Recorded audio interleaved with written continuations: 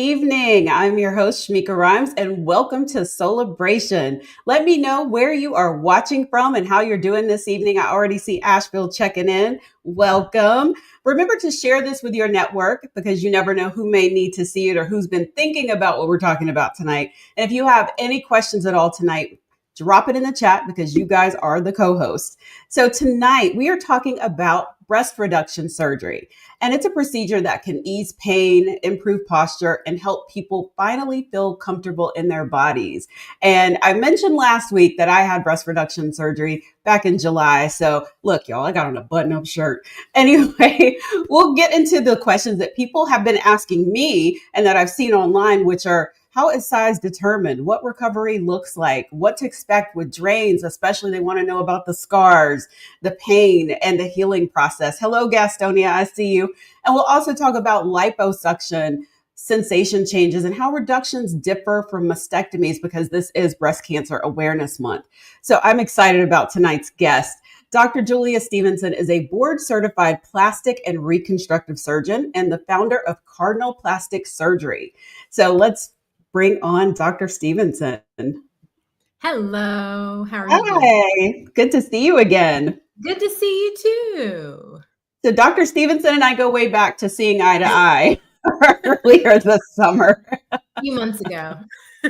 Yes, before my surgery. So I thought you were getting ready for it. Yeah, so she's the perfect person to come and talk about it because she calmed me down before my surgery.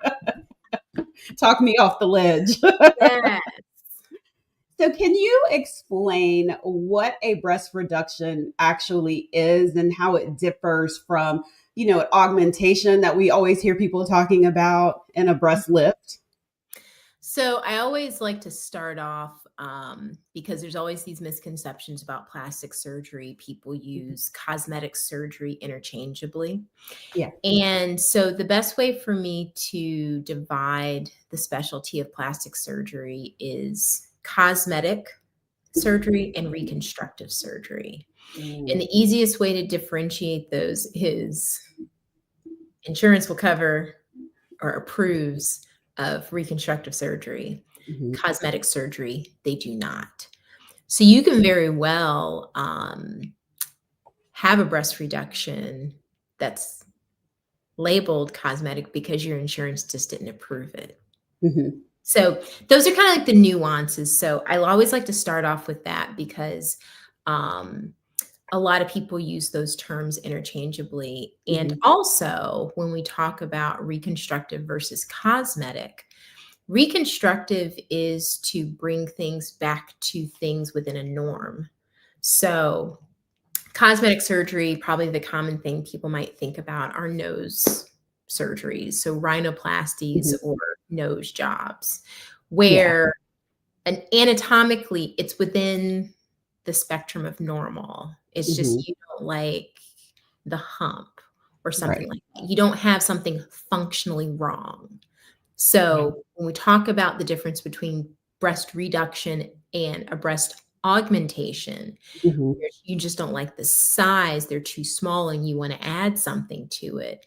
That's where we get into functional issues and the improvements that you're trying to make.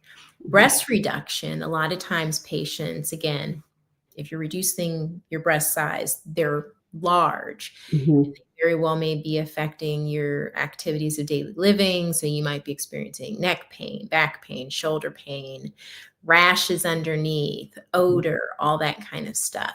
That's not normal. Right. But for insurance to cover it, you have to make the case that it is affecting your life and keeping you from doing things that, if they were smaller and you didn't have neck pain, back pain, shoulder pain, it would really help for them to be made smaller and reduced. So if we're talking about the difference between a breast reduction and breast augmentation is you just don't like the size. You'd like to be normal, you'd like to be larger, but there's not any functional problems that you're having. Okay.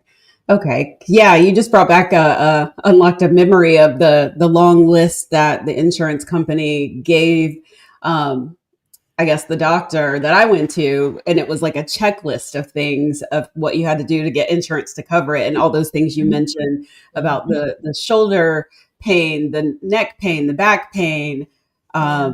all of it. And miraculously, I haven't had any of that. Breast reduction patients are the happiest Yes, patients, hands. yes.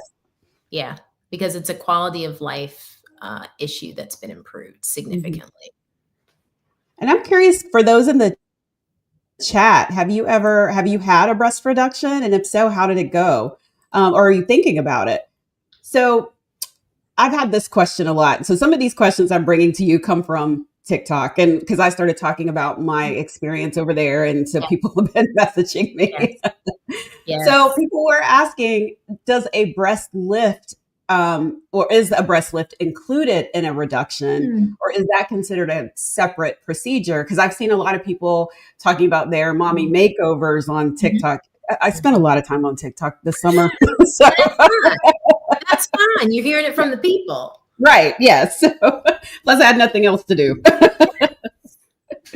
So, the difference between a breast lift and a breast reduction Mhm. is a breast reduction, you're focusing on removing enough volume to help with that neck pain, back pain, shoulder pain, Mhm. rashes. For patients that do not want so much breast tissue removed that makes them smaller than they want to be and they don't meet criteria for insurance, technically that's a breast lift. That's if Oh. we're talking about like the specifics when you talk about insurance coverage versus not. Insurance is saying, well, it's not a reduction because they don't meet the amount that we expect for you to take off based off of their height and weight, their BMI. Mhm. Makes sense that it taking off this amount of tissue will help their neck, back, and shoulder pain. Okay. Okay. From a plastic surgery standpoint, the difference between a breast reduction and a breast reduction, again, you're more focused on removing the volume and the weight. Mhm. Yes, a lift is already incorporated into a breast reduction. Yes. With the breast lift, you just more have saggy, hangy breasts. Mhm. If you were to cup your breast, you're happy with the volume, you just wish they were lifted. So Mhm. you're really not focused on removing volume, you're just wanting to literally lift it. The Okay. example I try to, particularly with like the mommy makeover patient, Mhm. trying to determine if they're wanting more volume taken off versus just a lift, like they're happy with their volume. Mhm. I usually try to make the comparison of a tube sock with sand in it. Oh. Okay. Okay. Tube sock is the skin of the breast. 2 cups of sand in it is the breast tissue. Mhm. So with the breast reduction, you're not only removing tube sock, but you're also removing sand. With the breast lift, like when you're trying to put knee highs or stockings on and you scrunch it up? Yeah. The breast lift is just removing tube sock because you're just trying to tighten it so that that sand that's in there now Mhm. looks a lot more full and lifted, and you bring it back up on the chest where you wanted it to be.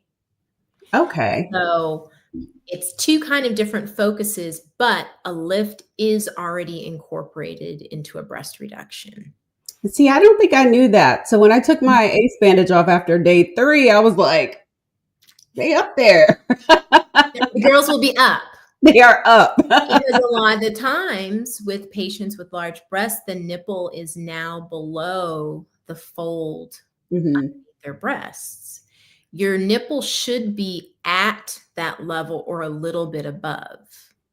So I usually like to draw a picture for patients that kind of show this is where your nipple and your breast size is now, and this is where it's going to be. So you can see just how much lifted it's going to be. Mhm.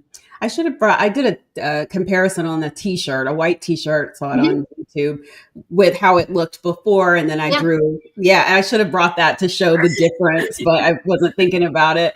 Um, so, Yes. so you mentioned like BMI. I'm just curious. Mhm. does that play a part in whether or not insurance will cover it? Because I know on the checklist of insurance things, it was, have you Mm, tried to lose weight? What measures have you tried right, to take? Have you had a nutritionist or, right. been in a program, all those things. So does BMI play a huge part? So this is the sticky part of this conversation because Yeah. I do tend to do breast reductions on patients with higher BMIs compared to Hmm. some of my peers. Um, so the thought process behind BMI and your breast size, your breasts are made up of fat and gland. Okay. The gland is the mammary gland, which produces milk. It's a Hmm. lot more dense and heavy than fat. And Okay. we all have our friends who, if we gain or lose weight, they'll tell you, girl, I lose it in my chest first, or that's the last thing where I lose it. And Hmm. so when you talk about weight fluctuations, one of the questions we ask is, if you lose weight, do you notice it going in your breasts first or no? And Hmm. sometimes that's an indication of if you have more fat in your breast versus gland. Oh. So, yes, if you have more fatty breast tissue and you lose weight, then the size of your breasts will decrease. The problem with that being a criteria for breast reduction is that young patients tend to have a lot more dense breast tissue where it is just all gland. Hmm. No exercise that's going to help them lose that. Yeah. So, them telling you to lose weight or to get down to a certain BMI, you're not going to notice a difference anyway. Hmm. Also, a lot of the times, patients can't do the things that would help them lose weight because of their neck, back, shoulder pain, Right. that size, and they can't find bras or support garments that support them enough. Hmm. So that's the correlation with Okay. BMI and the breast reduction criteria. Going along with that is they use a chart. Every insurance company uses a chart based off of something similar to BMI, but it's your body surface area, but they still use your height and your weight to calculate that. And based Hmm. off of your body surface area, they approximate how much breast tissue the plastic surgeon needs to remove for this to be considered medically necessary. Okay. You have to meet a certain amount based off Hmm. of your body surface area. So not just a BMI criteria of, Hmm. if you've got a BMI of 30, which I rarely have patients with a BMI of 30. Uh-huh. My kind of cutoff is about like a 38, Okay. 35 for like cosmetic procedures, but a 38 for insurance based. Hmm. Because again, people are like in pain. And Yeah. most of the times in patients after pictures, they've lost weight because now they're actually able to do the things that they've been wanting to do. Hmm. Um, but the BMI being a criteria just for them meeting it, but then also it being the gauge of how much breast tissue insurance is requiring being taken off for it to be considered medically necessary. Okay. So that Mhm. brings me to the next question of how you determine what cup size. So Mhm. I'm going to be transparent, y'all, as usual. I Yeah. was a 38G when I Mhm. walked in there. I don't know what I am now because still swollen and still healing. Yeah. But how do you decide? Because I know the doctor asked me, he said, "What size do you want to be?" And I was like, I don't even know the sizes anymore because I haven't seen them in so long. Yeah. Yeah, so I always start off, we ask, what your current cup size is, and again, everybody has this image in their mind of what they think they're going to look like afterwards. So, like, Yes. share that image with me. And I see people along the full spectrum of they've always been large breasted, so like I want to be smaller, but I want to be flat chested because I've always had breasts. Right. Or some were like, listen, I'm done with this. My back is Mhm. killing me. Like as small as you can make them. And then I'll say like, no, but seriously, like you actually don't care how flat you are. And they're like, no, I just don't want to have to deal with this anymore. Mm-hmm. So that's where it's really important that you feel heard by your Yeah. surgeon, that they're actually wanting to know what you want, Mm-hmm. because that's the purpose of a consultation. Right. Yeah. What are your goals? And based off of what your goals are, what your current size is, and knowing insurance criteria, can we meet, like, is that something that's doable, or do we have to compromise somewhere? Mm-hmm. Okay. So that's the first thing I ask patients of, how small do you want to be? And the example I use is a C cup. Mm-hmm. For cup size, there unfortunately is no like 12 inches equal a foot. Right. A cup size is different on everybody. Mm-hmm. But to me, a C cup is proportional to your body.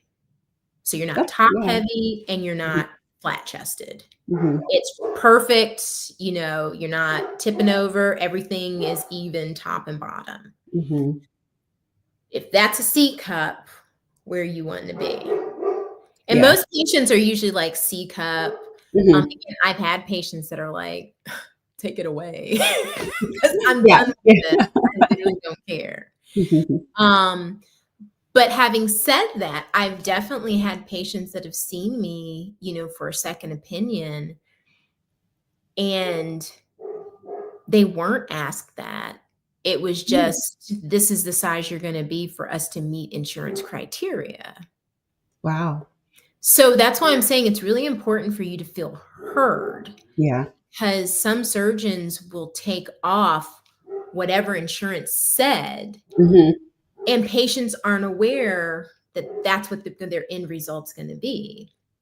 It's one thing if I tell you, for insurance to cover this, I'd need to take off this much, and that's going to put you smaller than what you wanted to be. Are you okay with that? Mm-hmm. And some patients are like, yeah, that's fine. But you got to have that conversation. Right. Yeah. And sometimes I've had patients where it's like, even if I tried, I don't think I'd be able to take off that much, because if I do, you're going to be flat shut. Like you're not going to be happy. Mm-hmm. That's when we have that conversation of, we can do the self-pay where I can cater this more towards what you're wanting. Mm-hmm. It's still a breast reduction, but it's Right. not covered by insurance. Right. You see what I mean? Yeah. So, but it's really important that you feel heard and that you Mm-hmm. actually ask, like, so you're not just going to take off that amount. Mm-hmm. Is that, if you take off that amount, am I going to be smaller than I want to be?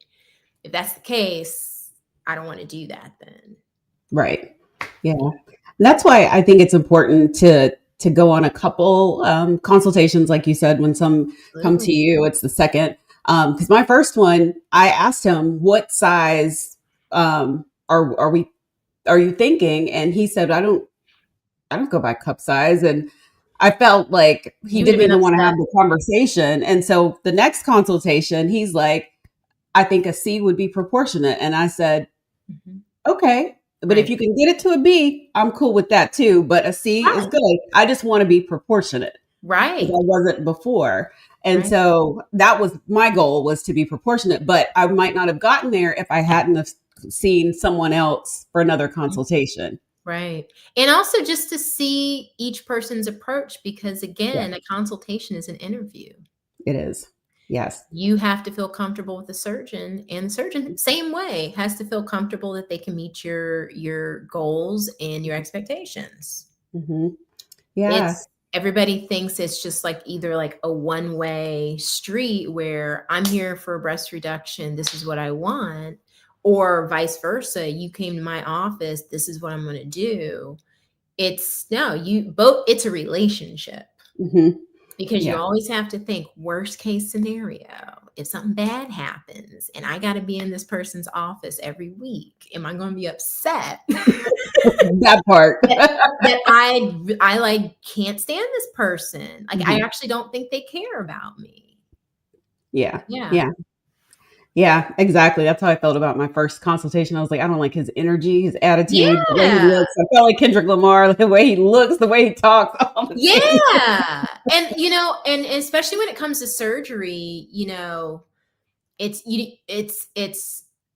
you hope for the best, but Hmm. you prepare for if there's complications. Because in complication, not, the serious stuff, but even just like wound healing issues, Yeah.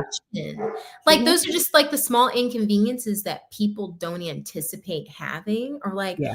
well, you didn't tell me this was going to happen. Those are just the things that kind of come along with surgery. Hmm. And I always give the example of, everybody expects their baby to come out with 10 fingers and 10 toes. There's always little things that can happen. Yeah. And if you don't feel comfortable with the person that's giving you care, Hmm. um, don't do it. Yeah. Do not Yeah. do it. Seek Yeah. seek a second opinion, third opinion. I want to remind the chat, if you guys have questions, please drop them in the chat. Now, I did want to touch on this since October is Breast Cancer Awareness Month. Mm. How does everything we talked about, I know it differs heavily from a mastectomy for those that are dealing with breast cancer. Yeah. Can you talk a little bit about that process? I know we talked about the reduction, the lift, the augmentation, but can you talk about a mastectomy? Yeah, so a mastectomy is removing breast tissue to varying degrees to help surgically treat breast cancer. Hmm. So I'm going to go back to breast reduction really quickly. So with the breast tissue that's taken out, we send that to pathology to make sure there's nothing crazy in it. Yeah. Because you can, have your mammogram beforehand and not see anything. Send the breast tissue for breast reduction to make sure there's no, abnormalities, things that could turn into breast cancer. Um, but a mastectomy is where you are actually removing breast tissue to help, again, surgically treat breast cancer. So Hmm. whether that is just a lumpectomy, where you are taking out the area of breast cancer with a healthy margin, Hmm. where you're trying to conserve as much of your breast as possible, where there's some patients are like, no, if I can keep as much of my breast as possible, I just want to do that. That's a lumpectomy. But a mastectomy is where you're actually taking out all of the breast tissue and leaving the skin and fat.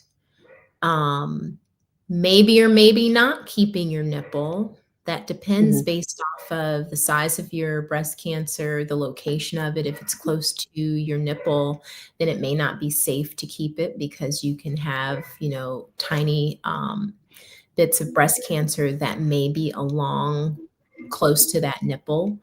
Um, and then follow that up with reconstruction. Hmm. So there are, again, just like we're talking about, there's varying degrees of like breast lift, breast reduction. Hmm. There are different things that may be options if you have been diagnosed with breast cancer to help treat it. There's a surgical portion, and then you can have radiation therapy, chemotherapy, and then also hormone therapy to go along with that surgery. Okay. Okay. Um, so I want to go back to breast reduction for a second. Because I had people ask me this and I was like, wait, now I'm gotten myself confused because they were asking, which procedure did your doctor do? Lollipop or anchor? And I was like, I don't know the difference. You told me, Yeah. but I don't remember. So I'll be honest again for again, a lollipop, I would say that's more like a breast lift technique because again, Hmm. you're not focused on taking off so much breast tissue. It's usually going to be that anchor or inverted T incision where you have a scar around your areola. Hmm. And from there you have that lollipop portion, but then you have the scar that follows the fold underneath the breast, so it looks like an anchor. Hmm. Again, especially for large breasted patients, that's going to be the one that gives you the best chance of getting the kind of reduction you need. If Hmm. you're doing a lollipop, it's only because you needed to lift the nipple, Ah, not decrease the size and the shape and everything. Yeah. Okay. Now, what about the scars that go? Because my scars go all the way under the arms. Yeah, go all the way back. It just depends. Again, different breast Yeah. sizes, especially with very large breasts that are hanging. A Hmm. lot of people can have that fold that goes almost back to their back, and Yeah. that's because the skin is pulling. Hmm. And so to try to capture all of that, because again, once you reduce it, it's not hanging that way anymore. It's going to be up. And so Hmm. you have to make sure you capture all of that skin so that you get a better closure. Oh, okay. So to throw another little procedure in there because I had that done too. Lipo. So like Yeah. I had lipo done. I guess it was the wings right here, and then Yeah. along the sides. Yeah. So can you talk about when is that appropriate? Because it wasn't something that we mentioned it in my post op. Oh, not post op, Mhm. pre op, and he's like, "Well, we could do that," and I was like, "Is it extra?" Yeah, I But mean, yeah, so. they're definitely, I think the whole surgery needs to be considered because again, if it's just breast reduction, Mhm. there are times where, there are patients that can have the breast tissue that's like right here Yeah. underneath your armpit that can be liposuctioned out. Mhm. There can be some tissue that you're not going to quite take out with that scar coming back underneath the arms, Mhm. to help thin that out a bit to Yeah. reduce that bulk. Um, so it kind of depends on like the overall, like what areas, because again, everybody's different. Yeah. Yeah. Everybody's body is different. And how things look on one person's skin integrity. Mhm. I could do the same surgery on somebody that looks like they have the same breasts. And it can look different just because of how either thin the skin is or the density of the breast tissue. So there's Mhm. a lot of things to consider with the liposuctioning. And again, if what they're liposuctioning. Okay. Because again, I've had patients that are like, "Well, what about like it goes to the back?" That's not the breast. That's not the breast. Right. It's not a breast reduction. I mean, if you want to do a back lift, because we literally have to turn you over. There's no Okay. way to get all the way back here Yeah. without like you have to be on your back for us to do Mhm. it because that's a back lift. Okay. So it Okay. just, if people bring those things up, it's like, okay, but that's not a breast Mhm. reduction. Your insurance is not going to cover that.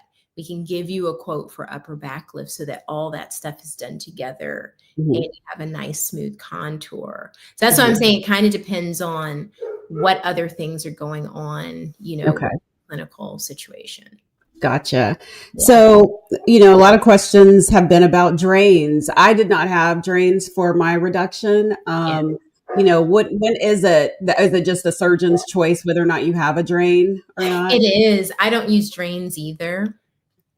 There have been a few instances where I have, but that's few and far between. Hmm. And what I've found, because I want to say when I was in training, one of the plastic surgeons used drains. And it's like they only leave it in for like a day or two, and it's just a pain for patients. And it Hmm. really hasn't necessarily been shown to be effective. It's just annoying. So the times that I have put them in, though, it's on patients that have more of the fatty breast tissue, Okay. not the dense breast tissue.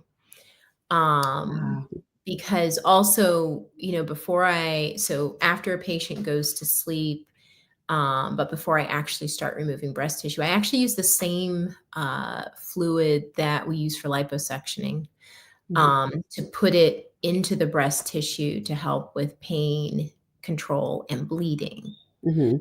And it looks like water. And so, depending on a patient's tissue or breast makeup, sometimes it's a lot more like wet, um, Mhm. even at the end of the surgery. And if that's the case, I may put a drain in. Oh, Um, okay. but a lot of the times it's already either, been absorbed or it's already drained out. So, Oh, okay. but sometimes it is physician or surgeon preference. So Yeah. of course, people have been asking about pain level after the surgery. Mhm. I Mhm. feel like for me, it was mostly the nerve pain, Mhm. and the itching. Itching was the worst. Yeah. Yeah. Everybody always sometimes will complain about itching, but like, but that means it's healing, right? So Whew. there's different types of itching, and for different reasons. Mhm. So sometimes people can be having allergic reaction to like the prep we use. Did you have that? I was Yes, like the sometimes, once it was the tape. It was the tape. or the Like, tape. That yeah. was the other thing I was going to say. Either the prep or the tape Mhm. that we use, like the steri strips. So if you have an Yeah. adhesive allergy, Mhm. it's always important to let your surgeon know. I apologize if you can hear my dog That's bark. okay. That's okay. But you may Um, not know you have an allergy. Like I didn't know until until then. yeah, no. And sometimes it's not just the adhesive. There Mhm. is another fluid we use to help that steri strip stay on, and sometimes it can be that. Mm. So prep the adhesive from the steri strips, and then after you remove the steri strips and you realize it's not that anymore, then there's that healing itching. Yeah. But then there is, particularly with patients of color, always concerned about like keloids and those types Mhm. of things. People can have, and it's not necessarily an allergy to the suture, like the dissolvable suture. It's Mhm. just your body, the healing process and the way in which dissolvable suture dissolve is an inflammatory process. So if you have prolonged inflammation, you Mhm. get like a little bit thicker scars. They're not keloids, Mhm. but if your body's like, I'm tired of these suture that are in here, and they start Mhm. kind of spitting them out, Yes. it can be prolonged inflammation. And so those scars start to itch. So that's why I say Oh. there's like varying degrees of Mhm. itching at the various stages of healing. It just depends. And again, communicating with your surgeon of like, where are you having it? Because Mhm. sometimes people can have a little bit of thickened scar and they're like, no, it's not itching me. It's not bothering me at all. Yeah. Yeah. Yeah. So I just have a little bit that's thick, but the rest is very thin. It's fine, but it doesn't Yeah. itch. Yeah. Um, but Yeah. the sutures are still spitting. Yeah. My Yeah. body's like, I'm done. No, and that's what your body's saying. It's like, I don't want to do this anymore. I'm like, I just, agree. just get it out. Yeah. And that's really annoying part. And it is hard to know who's going to experience that. Yeah. Mhm. Of course, people have also been asking about sensation, which actually another question. This kind of goes Mhm. along with it too. You know, I know you mentioned with the lift, you're bringing the nipple up. What about the Mhm. areola? Is that area decreased as Mhm. well? And then the sensation, especially for women that may be wanting to have kids later or have more kids and they want to breastfeed at some point. Can you talk a Mhm. little bit about? I guess that's a double question. Yeah, yeah, yeah. Okay. So I'll talk about breastfeeding first. Okay. So we usually instruct patients that if you have a breast reduction before you've had children, or if you have a breast reduction before you plan on breastfeeding, Hmm. because you're not just removing the fat, you're removing gland. And the gland, again, is what gives you the ability to breastfeed. Hmm. Your ability to breastfeed may be decreased. Also, with some of the scarring that goes on, too. So, you may be able to breastfeed, but you may Hmm. not be able to solely breastfeed. Gotcha. I think an interesting conversation that I don't think we have enough is the fact that it's already hard to breastfeed. Hmm. You don't have to have had breast surgery to have a difficult time breastfeeding. Right. So it's hard to say that it was the breast reduction that may have made it difficult for you to breastfeed. But I always Hmm. like to give people that information that, you may be able to, maybe, maybe not. Mhm. You probably won't be able to only breastfeed. You'll have to supplement with formula. The Okay. sensation talk. So with breast reduction, there's always the risk that the nerve that gives sensation to the nipple can be damaged or cut. Mhm. It's not uncommon when people wake up from surgery that they either have decreased or no sensation. Some of that's just because of the numbing medication that was put in. Mhm. Nerves don't like to be touched. Yeah. They're finicky. They don't, if you touched me, you looked at me wrong, I'm gonna act like I don't know you. Mhm. And so you can either have decreased or no sensation for absolutely no reason, and your nerve is fine. Mhm. And it just takes maybe, a couple days or like a couple weeks for that nerve sensation to come back. There's a Okay. small percentage of patients where it does not come back. Mhm. Okay. Probably the thing I see most common in breast reduction patients is that number one, particularly with really, really large breasted patients, they've actually lost nipple sensation and just didn't realize it. Oh. So after the breast reduction and all that weight has been taken off of that nerve, it's like when your foot falls asleep and then you change positions and you get the pins and needles. Mhm. A lot of the patients that I see have hypersensitive nipples after surgery. Oh. And they come in, they're like, my nipples are driving me crazy. Mhm. And I just tell them to rub them and that will desensitize them because it's the nerves waking up. But even in patients where I've seen where they've had like that slow return, it can Mhm. take to like 6 months for it to come back. Okay. Okay. So and again, that's a conversation to have with your surgeon beforehand. Mhm. Because if nipple sensation is really, really, really important to you, Mhm. knowing what those chances are, and this kind of actually gets us into the conversation about free nipple grafts, Yes. because this is something I'm passionate about too, because too often I'm seeing patients, again, and I'm not trying to badmouth my male colleagues, but they literally don't care Mhm. and don't really educate patients on if a free nipple graft is going to be done, Mhm. what that means, and what to expect. For me and a lot of my other female colleagues, a free nipple graft is an in the operating room decision. Mhm. Okay. And so for the audience that doesn't know what a free nipple graft is, so after we've taken off all the breast tissue we're going to take off, we are looking to make sure that that tissue that's remaining and the nipple have good circulation. Mhm. That's part of the reason why we can only make you so small. Right. That's why it's really important for us to have that conversation. How small are you wanting to go? If you're on that, I want to be as small as possible, I'm sick of it. Okay, then we'll have to do a free nipple graft because Mhm. there's no way we're going to be able to keep that circulation intact. Okay. For patients that are like, I want to be made as small as possible, keeping my nipple intact. Okay. Smallest I think I can probably make you, just like you were saying, C. Yeah. If you can go to a B, that's good for your surgeon to know what kind Mhm. of leeway we have so that we Right. make you symmetric. Mhm. But a free nipple graft is something where we literally take your nipple and your areola off of your breast and put it back on like a skin graft. So that means the nipple that you've had for however many years you've been alive, it ain't going to be the same one. You won't have sensation. Uh-huh.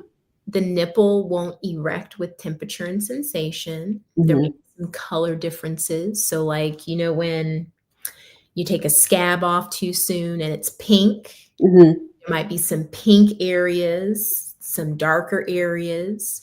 And it just might look a little different compared to the other side. Mhm. But for me and a lot of my female colleagues, that is an in the operating room decision. So if we had to do it, it's because we had to do it. Okay. There have been a few instances where I have done it, but I had already planned on doing it for those Mhm. patients that needed a really, really big reduction. And I've never had to do it as an in the operating room decision. Mm-hmm. So that's why it upsets me when I see patients where a free nipple graft was done and it was like, that didn't even need to be done. And I've had young patients who had Mm-hmm. breast reductions like in their early 20s. They did a free nipple graft, didn't tell them they wouldn't be able to breastfeed. They have a child and they're devastated because they're Mm-hmm. like, I didn't know I wasn't going to be able to breastfeed. So it's really important to have that conversation. Am I going to be having a free nipple graft? Is that absolutely necessary? And again, get a second opinion, get a third opinion. Mm-hmm. And again, I really do encourage patients to see surgeons of different sexes because the mentality can be a Mm-hmm. little different. I really, really Yeah. encourage that. Mm-hmm. Yeah, you were the one that told me about the nipple graft, so I could take Mhm. that question back to ask because he didn't even mention it.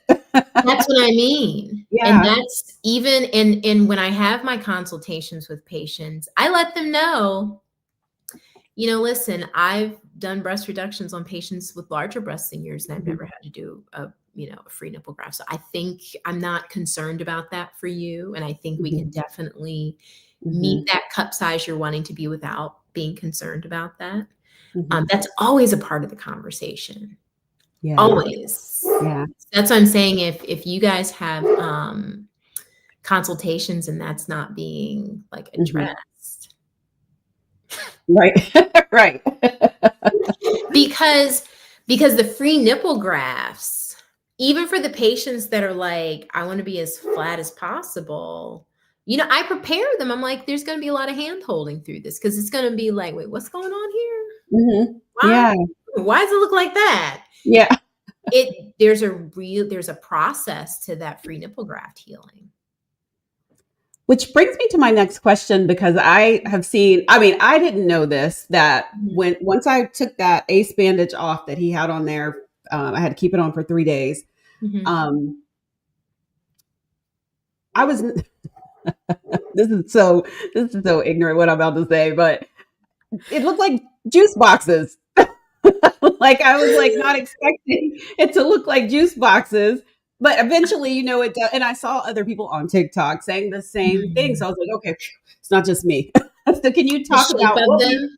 yeah, the shape, like how long does it take for them to settle Yeah. into what they're supposed to look like and out Yeah. of the juice box look? Yeah, and it depends because Mhm. again, there are different techniques. So I think, you had mentioned the lollipop and the anchor incision, Yeah. but that's just the skin incision. There's actually other techniques when we talk about the circulation origin for the nipple. That's the Oh. stuff you guys don't see. Mhm. That can have an effect on that appearance that you're seeing when you wake up and you're like, why do I look like my boob's upside down? Yeah, And it just that takes was time for it to settle. No, uh-huh. that's real. Mhm.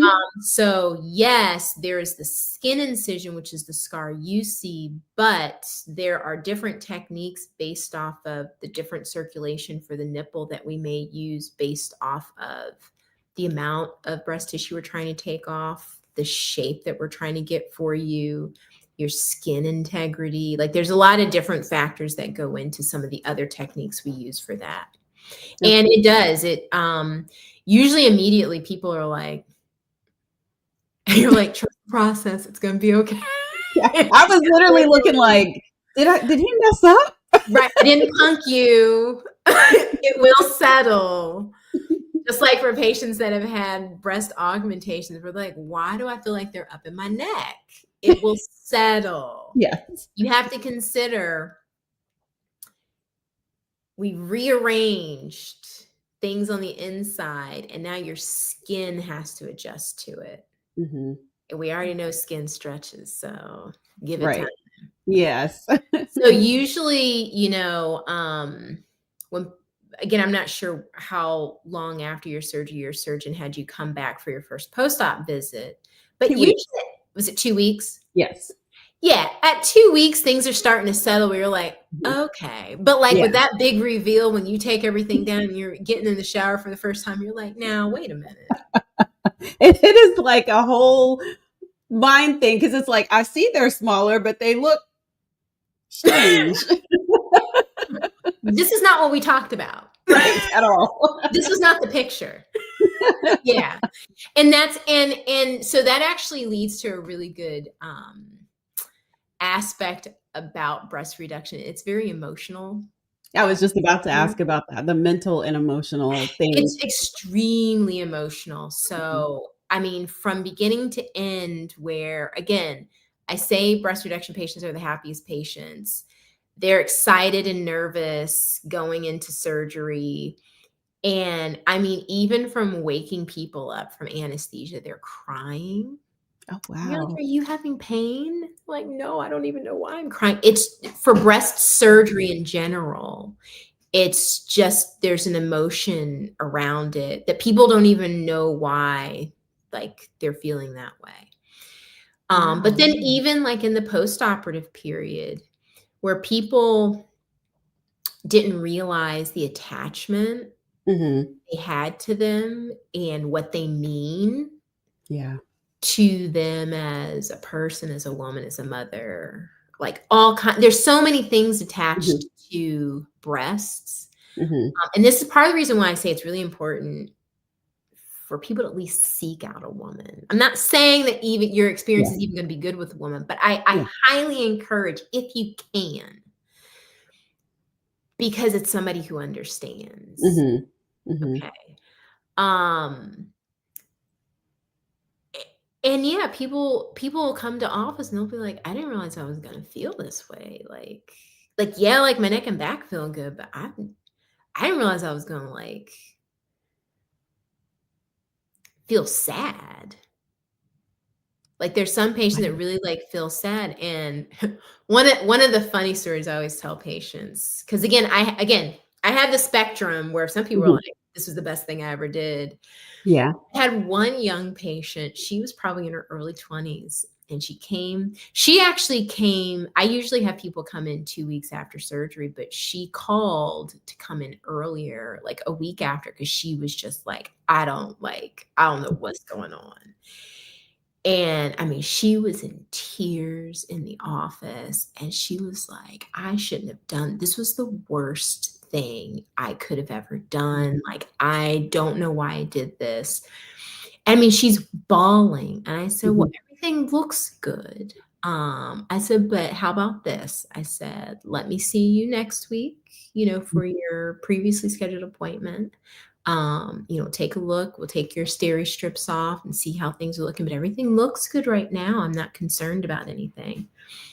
Mhm. She comes back the next week. She's like, "Girl, I was tripping." I don't even know. It was the funniest thing. She said, "I didn't expect for me to be that emotional." She said, "But no, it's a new day." She's like, "I love it."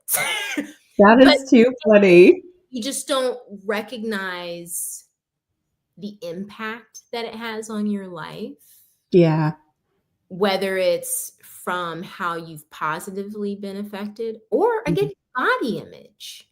That's what I Like, was gonna bring up because for yeah. me, it's been an issue of I see they're smaller, but when I look in the mirror, I'm still because I'm still swollen, but I still see those big Mhm. breasts. Like I Mhm. don't see so it's Mhm. like the body image or like a body dysmorphia type thing. But other people Yeah. see it, but I'm like, I don't see it yet. Yeah. It's And weird. I was like, maybe my mirror's messed up.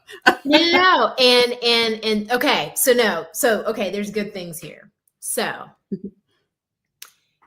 that's part of the reason why we take before and after pictures. Yeah. Yeah. Because I've had patients say, "I don't really think you took off much." And when they come back for their 3-month appointment and Mhm. I showed them their before and after pictures, they're like, "You forget.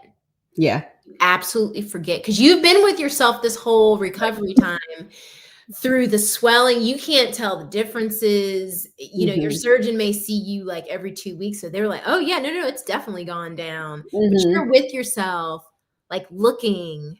Right. And you're like, "I'm not seeing a Mhm. difference." But also, this is part of the reason why I'm really passionate about breast reductions, is because when we think about, particularly for women and people who identify as women, when you hit puberty, that's the first thing that kind of establishes you as like being grown up. Right. Like who started wearing a training bra first?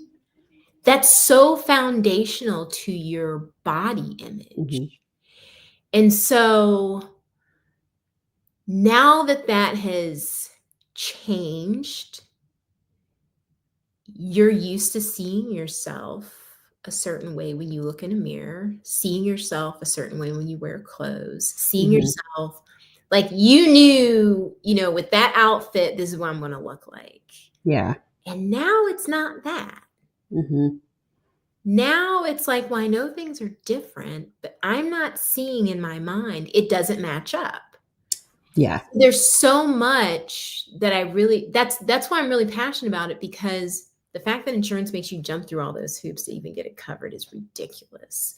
Right. And we're talking about so foundational, where I'm sure if a man had to carry 9 pounds of weight in between his legs, he'd be like, oh no, this needs to be covered now. Right. No, instead, women are carrying bowling balls on their chest, and you got to prove that it's a problem? That's wild to me. Yeah. And then you go see someone and they do whatever and don't tell you you're not going to have nipple sensation, even though it was really important to you. Or did a free nipple graft, even if it wasn't necessary, because you're a woman. These are like, when it comes to healthcare and these kinds of issues, particularly with people who are commonly set aside or dismissed, like that kind of stuff drives me up a wall. Yeah. So it's really important to find someone that you feel hears you and is open to answering your questions. Yes. Yes. No one should brush you off. Like, surgery's not a small thing. Ever. I love a nervous patient. I love it. Yeah. Because it means you have a healthy regard for what you're about to undergo. I love nervous. Give me nervous over like, oh, let's do this. Do you know? Yeah. Like, so it's not a small thing. Yeah. Yeah. Gosh, this conversation's been so good. But for my last question, because I think I know the answer, but what feeds your soul? Helping people. Part of the reason why I love plastic surgery is because of how I'm able to help people, and it's almost instant gratification. People let me in on aspects of their lives that they don't even tell their spouses, their partners, things that they've never even admitted to themselves, very sensitive things, and that I'm able to help them into that next chapter. I absolutely love that. And that they share with me how they've been helped. Because again, to keep it consistent with breast reductions, a lot of patients have had large breasts since they were teenagers, and kids are mean. And you're still, even if you're 45, 50, 55, you're still the same person that experienced those things when you were a teenager. So you addressing it even at 50, 60, 65, you are actually reliving some of those things that you experienced. And it's healing. It brings it back. It opens that scab up again, but then it heals you. I love that about what I do. That a lot of people will be like, I didn't realize that was still bothering me. Yeah. I love that answer. Yes. Yeah, I love that answer. And I can tell you are very very passionate. And so I just thank you for coming on and answering all the questions that I've been getting on TikTok. And we didn't even get to some of them, so you'll have to come back. But Yes, yeah, I'm how can, game. how can people reach out to you if they do have more questions? Yes. So I am on social media. I have 2 accounts. There's my business account, Cardinal Plastic Surgery, on Instagram. Then there's me, Dr. Julia Stevenson, also on Instagram. If you go to my website, cardinalplasticsurgery.com, you can reach out that way. I've got some webinars that I've done in the past with information about different topics. And I'm somewhat active on social media. I know my social media manager wants me to do better, but but yeah, I'm on Instagram, Facebook. So yeah, you guys can just reach out and meet me that way. Perfect. Well, everyone, thank you, Dr. Stevenson, for coming on. Absolutely. The chat must have been just riveted because I've probably asked all the questions they were wondering. So I took it from them tonight. But for more information on breast reductions, you can head over to blackdoctor.org. There's articles and resources there. And coming up on Soulibration, we're going to still be talking about this healing process, whether it doesn't matter what kind of surgery, because we're going to talk about lymphatic drainage massage next week. And so if you've ever wondered what it is, why so many people swear by it, I mean, I had to go check it out because I was like, again, on TikTok wondering, what is this? And how it kind of supports your overall wellness. You don't want to miss next week's show. So join me Wednesday at 7:00 right here, blackdoctor.org. I hope you all have a soul-filled rest of the week. Thank you, Dr. Stevenson. Thank you. Have a good night, everybody.